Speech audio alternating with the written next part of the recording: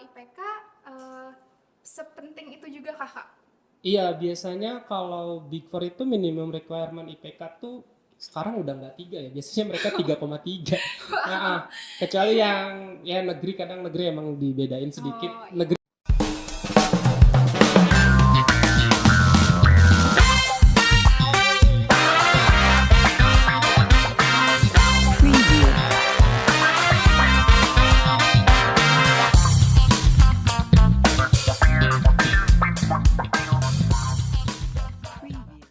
Halo Sobat Aksi, kembali lagi dalam rangkaian acara podcasting, podcast accounting. Pada podcasting tahun lalu, kami membahas mengenai sertifikasi akuntansi dan bagaimana cara mempersiapkannya. Namun pada kali ini, Himpunan Mahasiswa Akuntansi sudah menyiapkan banyak hal-hal baru, maka dari itu jangan sampai kelewatan ya. Sebelumnya, izinkan saya untuk memperkenalkan diri. Saya, Cantika Putri Aulia, selaku moderator pada podcasting episode 1 ini dengan tema Taksi Working in KP, Tips and Trick with Himaksi. Nah, di depan Cantika ini udah ada narasumber yang kami undang secara eksklusif dan sangat spesial loh Sobat Aksi. Beliau adalah lulusan akuntansi BIK Kesatuan pada tahun 2019. Kenapa sangat spesial coba? Karena sekarang beliau ini sudah bekerja di KAP dan Big Four lagi. Wih, gimana gak spesialnya ya teman-teman? Dan beliau adalah Kak Muhammad Agung. Hai Kak. Hai. Gimana Kak tadi perjalanan ke sini aman? Aman sih, pas sampai sini hujan. Tapi baik nih Kak, oke kabar. Baik, Oke, luar biasa. alhamdulillah. Nah, seperti patah bilang ya teman-teman, tak kenal maka tak sayang. Kayaknya kita harus kenal dulu nih sama Kak Agung. Boleh Kak, silahkan perkenalkan dirinya terlebih dahulu. Ya, nama saya Muhammad Agung Budiman. Saya lulusan 2019 di sini dan sekarang saya berkarir sebagai auditor di KPMG Indonesia. Wih, keren banget ya teman-teman. Nah Kak Agung, kalau boleh tahu nih, kakak kerja di KPMG tuh udah berapa lama ya Kak? Sekarang udah kehitung 2 tahun berarti ya. Wih, 2 tahun. Itu udah cukup lama ya 2 tahun tuh? Ya lumayan lah buat auditor. Nah, kalau boleh tahu nih Kak, kakak itu kerja di bagian apa dan tugasnya tuh ngapain aja ya Kak? Saya sekarang masih di Experience Audit Associate. Itu kerjaannya kita siapin kertas kerja audit ya, biasa. Terus periksa laporan keuangan ya, sebagaimana auditor bekerja seperti waktu kita belajar audit aja di kampus. Nah Kak, mengenai skill nih ya Kak, kakak ada tips-tips gak nih kira-kira skill apa yang dipunya sama mahasiswa-mahasiswa akhir atau sama kayak saya nih mahasiswa baru, kira-kira apa yang harus dipersiapkan gitu, skill-skill apa aja, soft skill kah atau yang lainnya?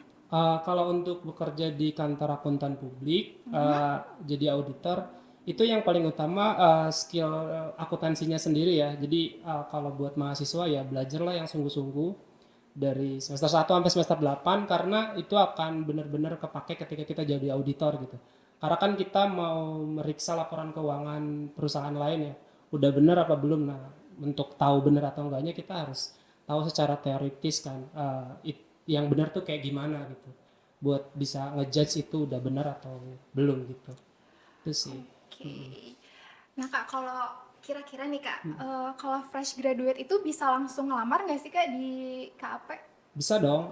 Bisa. Setiap tahun tuh KAP nyari kandidat fresh graduate ya buat di posisi junior auditor.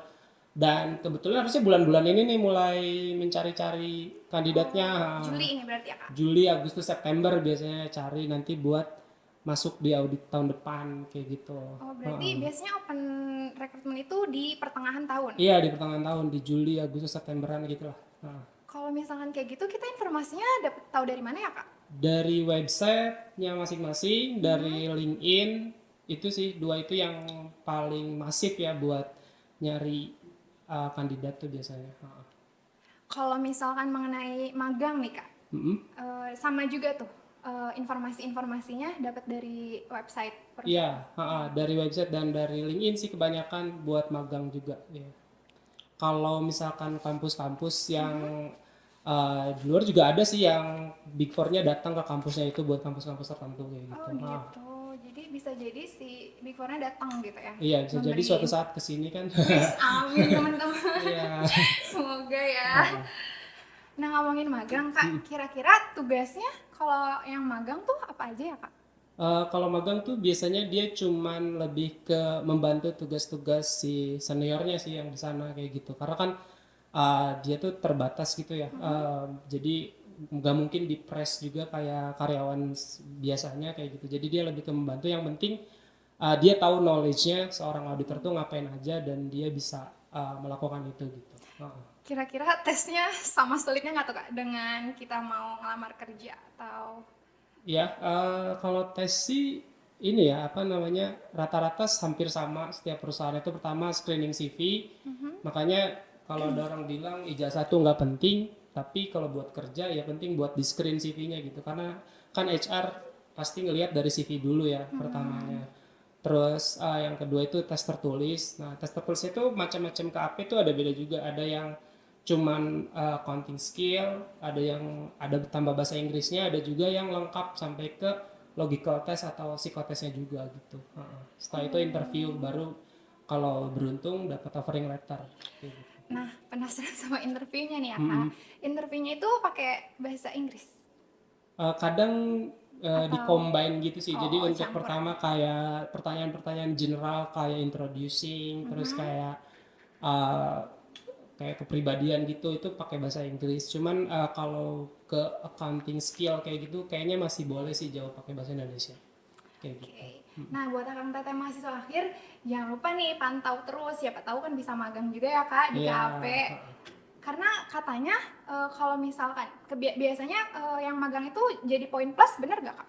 iya. Jadi beberapa KP atau enggak hampir di semua Big Four untuk yang internship itu setelah internshipnya selesai mereka punya kesempatan langsung di offer jadi karyawan di Oh situ gitu. kayak gitu. Tergantung performance-nya kayak gitu. Jadi kalau misalkan pas internship performance-nya bagus, ya kemungkinan besar dia langsung bisa di hire jadi auditor di situ. Yuk semangat ya guys, semangat belajar. Terus nih kak, kira-kira kakak punya tips gak nih buat kayak mahasiswa-mahasiswa akuntansi supaya bisa keterima kerja di KAP? Oke, yang pertama itu ya belajar yang sungguh-sungguh. Accountingnya mulai dari akuntansi dasar, intermediate, sampai ke advance accounting. Habis itu belajar-belajar tentang Excel, terus literatur bahasa Inggris. Karena kan mau gimana pun industri keuangan itu sampai sekarang kiblatnya masih ke barat ya. Kayak Iya. anggaplah PSAK kita aja adopsi dari Iya. IFRS kayak gitu. Terus KAP-KAP yang grade-nya A itu kebanyakan berafiliasi dengan internasional kan. Nah, di sana skill bahasa Inggris itu sangat membantu kita sih buat mempermudah pekerjaan kita. Berarti itu menjadi poin plus banget ya Iya, bahasa poin plus Inggris tuh. banget bahasa Inggris tuh. Oke, Kak, mengenai kalau misalkan sertifikasi gitu, Kak, Mm-mm. itu kira-kira bisa jadi poin plus juga nggak? Iya, itu bakal jadi poin plus dulu tuh nggak tahu ya sekarang masih ada apa enggak. Saya tuh di sini kayaknya 3 kali ya sertifikasi dasar itu yang bikin jurnal umum tuh Iya, iya sampai itu nyusun awal laporan banget. keuangan Iya. ya. Terus yang kedua intermediate yang soal-soal tentang leasing, obligasi, saham gitu-gitu ya. Yang ketiga itu yang dari IAI itu namanya USKAD. Nah, ketiga itu saya rasa cukup membantu sih. Jadi ketika saya melamar ya kebanyakan saya dipanggil buat selanjutnya gitu kalau punya sertifikat itu. Kalau boleh tahu nih kan tadi ketiga itu kan dari kampus ya, Kak? Mm-mm. Betul. Nah, sekarang Kak Agung lagi ada proses mengikuti sertifikasi kah atau? Ada sih, Oh, ada. karena kan sebagai auditor profesional harus selalu ditunjang dengan kompetensinya ya, kompetensi harus diupdate terus. Jadi kalau sekarang sih saya lagi coba buat ujian Associate Certified Public Accountant atau namanya ACPA. Nah itu ada 5 mata ujian sih, jadi masih diproses ujiannya itu. Oh, oke, semangat Kak. Masih. Kan tadi mengenai sertifikasi udah. Mm-mm. Kira-kira kalau IPK nih Kak, kita sekarang Mm-mm. bahas IPK ya. Mm-mm. Kalau IPK sepenting itu juga Kakak? Iya, biasanya kalau Big Four itu minimum requirement IPK tuh sekarang udah nggak 3 ya, biasanya mereka 3,3. Nah, kecuali yang ya negeri, kadang negeri emang dibedain sedikit. Oh Negeri iya. kalau 3 tuh masih bisa kayaknya. Tapi Oh kalau gitu. yang selain negeri kayak udah mulai di atas 3 sih. Kayak gitu. Berarti jangan pasti 3 gitu ya kak ya, harus Ya, jangan ada pas di 3. Tapi KAP itu kan masalah. banyak, nggak Iya selalu harus sih. Big Four. Iya Jadi iya. masih bisa lah yang 3 itu. Nanti kan kalau udah di non Big Four bisa loncat ke Big Four kan dengan modal pengalaman di tempat sebelumnya kayak gitu. Nah, Sobat Taksi, jangan lupa nih buat terus latihan soal, baca buku. Pokoknya kita harus mempersiapkan semuanya dari sekarang ya, Kak. Jangan pasti ngedadak gitu, karena itu pasti bakal sangat efektif banget. Terus nih Kak, kalau misalkan jam kerja di KAP tuh kira-kira berapa jam tuh Kak? Atau sama kah? Jam kerjanya fleksibel ya, jadi kayak dari pagi kadang sampai pagi lagi. Enggak sih. Enggak, itu bercanda. Kayak tidur dong Sangat ya. fleksibel. Enggak sih. Sebenarnya normalnya sama ya, jadi 8.30 sampai 17.30, 9 to 5 kalau di kontraknya kayak gitu. Cuman kadang kan kita kan kasih service ke klien ya, dan kayak klien-klien tertentu kayak TBK itu kan dari OJK emang minta buat laporan keuangannya harus selesai di audit sebelum tanggal 31 Maret. Nah, untuk memenuhi deadline itu kadang ya auditor jadi harus kerja lebih lama dibandingkan yang lainnya kayak gitu. Aku pribadi ini kan suka emang kayak lihat di sosial media gitu ya Kak. Ada beberapa influencer yang emang kayak dia juga bekerja di KAP. Itu tuh katanya di KAP itu kalau kerja di KAP itu ada 2 season gitu ya Iya, Kak. Itu tuh seasonnya apa aja, boleh dijelasin Kak? iya, jadi biasanya kebagiannya low season sama peak season sih. Peak season itu biasanya dimulai dari November sampai April. Nah, sisanya itu low season. Jadi kalau low season itu ya waktunya kita buat istirahat-istirahat dikit lah kayak gitu kan, healing-healing dikit. Kayak gitu. Kalau peak season ya kita curahkan semuanya untuk pekerjaan. Itu bener-bener bakal full banget tuh Kak. Iya, rata-rata sih full.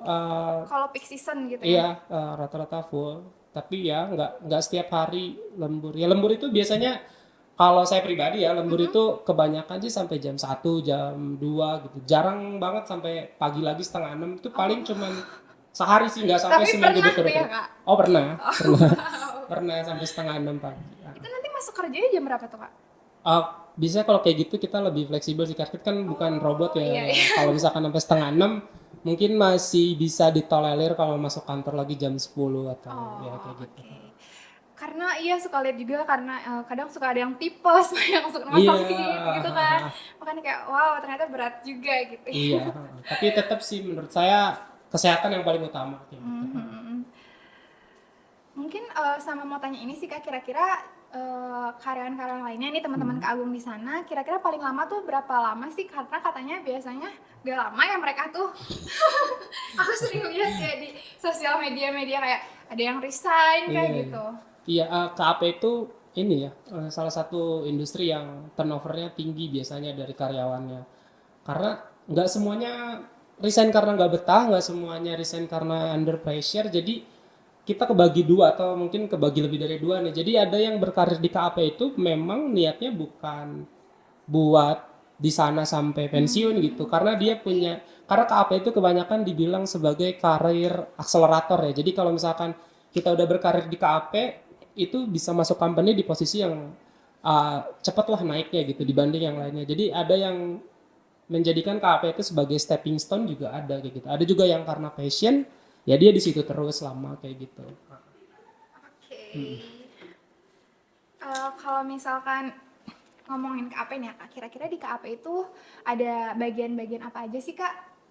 Oke, di KAP itu 90% yang pasti jelasnya auditor. Sisanya itu Oh, 90% kayak ya Kak ya auditor? 90%. Jadi kalau di kantor saya setahu saya ya, kalau nggak salah sekitar 600 orangan itu auditor. Sisanya itu kayak sekretaris yang membantu buat pekerjaan auditor. Terus kayak mailing yang buat kirim-kirimin konfirmasi gitu-gitu. Tapi mostly auditor. Berarti selain akuntansi juga ada jurusan-jurusan lainnya gitu teman-teman Kak Agung? Nah, kalau ini bisa dibedain dulu nih. Jadi PwC, EY, Deloitte, KPMG itu lebih ke accounting firm gitu. Oh, gitu. KAP itu bagian dari itu. Marketing, manajemen keuangan itu bisa dimasuk ke Big Four itu, tapi bukan di bagian KAP-nya, tapi di advisory service, kayak penasehat keuangan gitu. Nah, sebenarnya bisa tetap masuk ke sana, ke Big Four itu, tapi bukan sebagai auditor gitu. Oke. Kalau misalkan auditor, ada junior auditornya gitu nggak, Kak? Ada. Nah, itu biasanya Ada. posisi yang ditempatin sama fresh graduate ya. Oh, fresh graduate. Berarti kalau misalkan kita baru-baru masih kayak tahap-tahap awal kerja di sana masih jadi junior gitu ya, Kak? Iya, masih junior. Berarti ada tahapannya juga gitu. Iya, ada tahapannya. Jadi dan setiap tahapan itu ada trainingnya masing-masing. Jadi jangan takut. Sejauh kita tahu teorinya buat bekerja di sana, kita bakal bisa sih berkarir di sana kayak gitu. Kira-kira jenjangnya berapa lama tuh, Kak? Maksudnya dari kayak junior ke tahap berikutnya? Nah, makanya tadi saya mention KAP itu karir accelerator karena di KAP itu cepet ya evaluasinya. Jadi setiap tahun tuh kita ada evaluation. Jadi setiap tahun semua orang punya kesempatan buat naik levelnya. Jadi kalau mau ngincar manajer lah misalkan, ya mungkin di 7-8 tahun itu bisa kecapai sih. Oh gitu. 7 atau 8 tahun gitu ya? Wow. Nah, Kak, kalau misalkan jadi junior auditor itu, kita bakal ikut memeriksa laporan keuangan gitu nggak? Langsung turun ke company klien nggak, Kak? Iya, Oh, langsung jadi ikut turun. kalau junior auditor tuh, tapi kan memeriksa itu banyak ya, banyak yang kita periksa. Kalau junior auditor tuh biasanya yang suka jalan-jalan nih. Berarti bakal... Iya, kalau misalkan junior auditor tuh biasanya buat stok opnam. Oh Nah, ya. itu dikirim ke gudang klien. Misalkan gudangnya ada di Sulawesi atau di Kalimantan ya, junior itu biasanya yang dikirim ke sana. Tuh biasanya masih senang-senang tuh mereka. Oke, berarti masih awal-awal masih happy-happy ya, Kak? Masih happy-happy. Ya. Oke, nggak kerasa nih, Kak, kita udah ngobrol Oke. banyak banget ya. Kira-kira Kakak tahu gak nih sebelumnya kalau misalkan Kesatuan itu, Hima Akuntansi Kesatuan itu udah bikin question box di Instagram untuk temen-temen sobat taksi. Udah tahu, Kak? Udah Tahu sih, ya? udah dikasih bocoran ya tadi. Oke. Ini saya bacain satu persatu, langsung Oke. dijawab aja gitu, Kak. Boleh. Eh, yang pertama, ada apa saja contoh kasus yang ditanyakan pada saat interview kerja di KAP? Mungkin tadi kayak udah ada yang sempat di-mention sama Kak Iya, Agung ya. beberapa. Misalkan kayak laporan keuangan tuh apa aja sih? Kan ada 5 komponen ya. Biasanya itu yang paling standar lah pertanyaannya kayak gitu. Terus ada pertanyaan yang lebih dalam lagi, misalkan kayak kasus sih, lebih ke kasus. Misalkan kamu nemuin saldo perusahaan di bank statement itu nggak sama dengan bukunya dia, gitu. Apa yang kamu lakuin gitu-gitu sih. Itu salah satu contoh kasusnya. Kayak gitu. Oke. Selain itu kira-kira apa lagi tuh, Kak? Yang Kakak... Oke, selain itu misalkan gimana caranya nyocokin persediaan barang perusahaan yang aktual sama sistemnya mereka kayak gitu. Terus uh, vouching itu gimana caranya, tracing juga itu kan hal-hal yang harusnya udah pernah dipelajarin ya waktu Iya, waktu di semasa audit. kuliah. Dan yang kedua, ada apa tantangan bekerja sebagai auditor di Big Four nih, Kak? Sekalian cerita dong gimana kesehariannya di sana.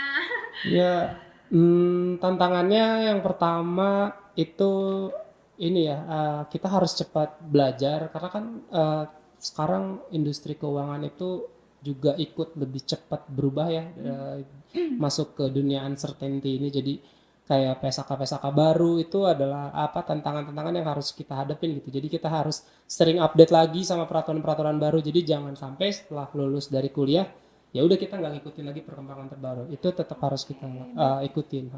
Selain itu dari jam kerja sih, kayak harus bisa kerja di bawah tekanan, ya itu emang benar sih kayak gitu. Berarti emang pressure banget ya, Kak? Pressure kalau yang nggak passion, kalau yang passion pressure-nya dianggap ya udah chill aja. Chill aja. Kak Agung kira-kira kalau misalnya lagi kayak pusing, udah mumet banget tuh kira-kira ngapain tuh? Ada... Kadang main game. Oh, main game. Oke. Terus ada bagaimana kerja di lingkungan Big Four?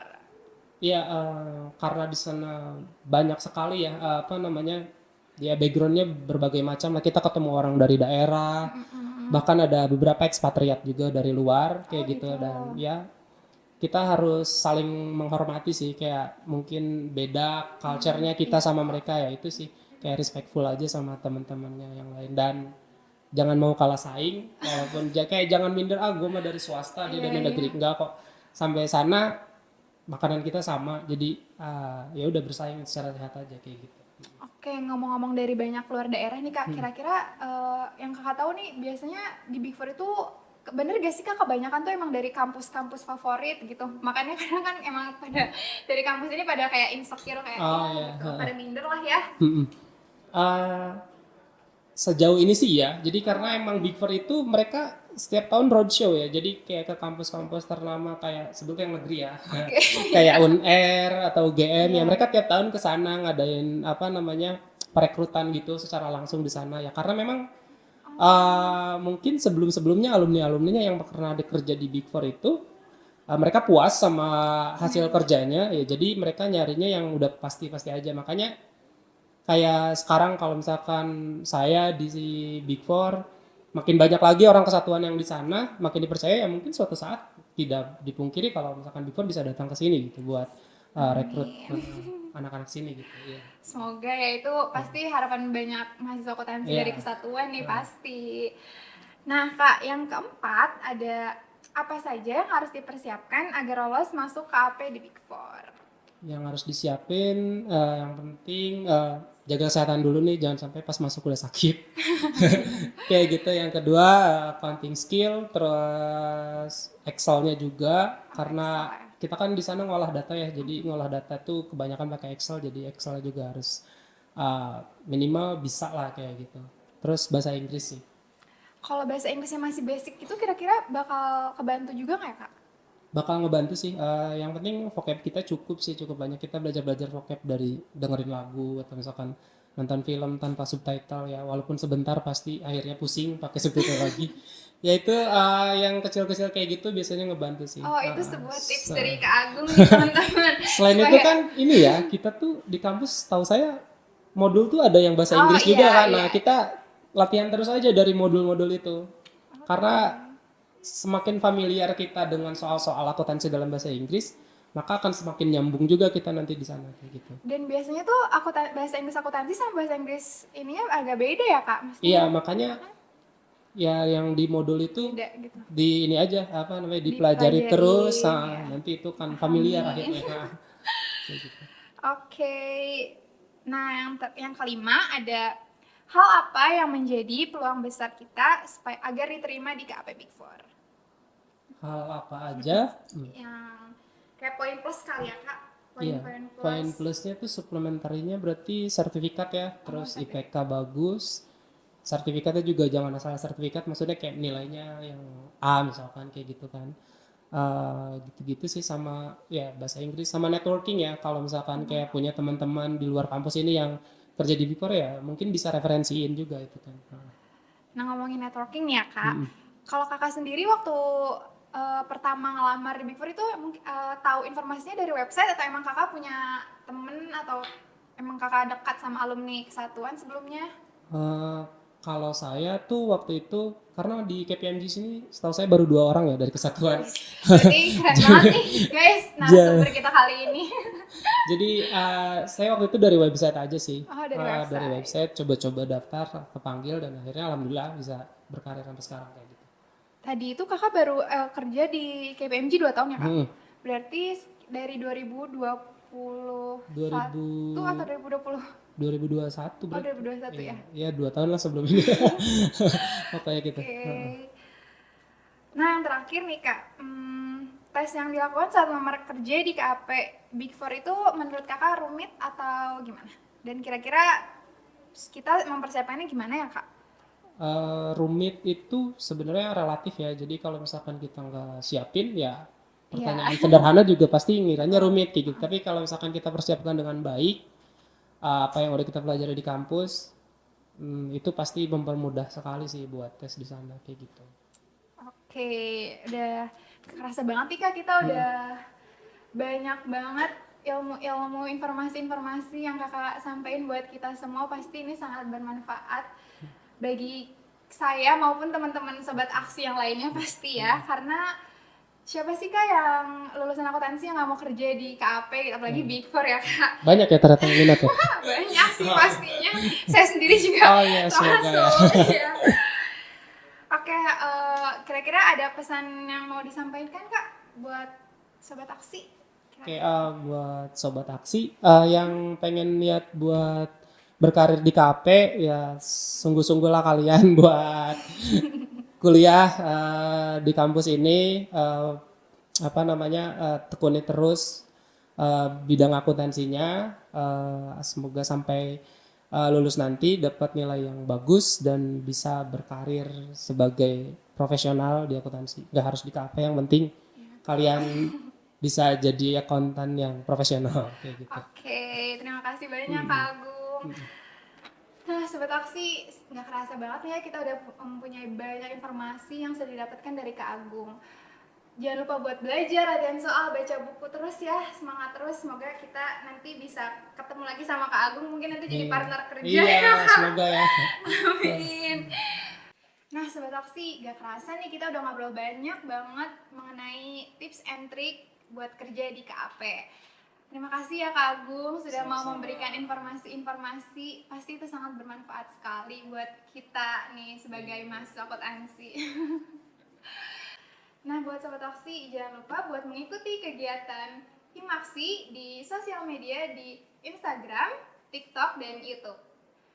Terima kasih sudah mau nonton podcasting pada episode kali ini. Jangan lupa nonton podcasting di episode berikutnya. Bye!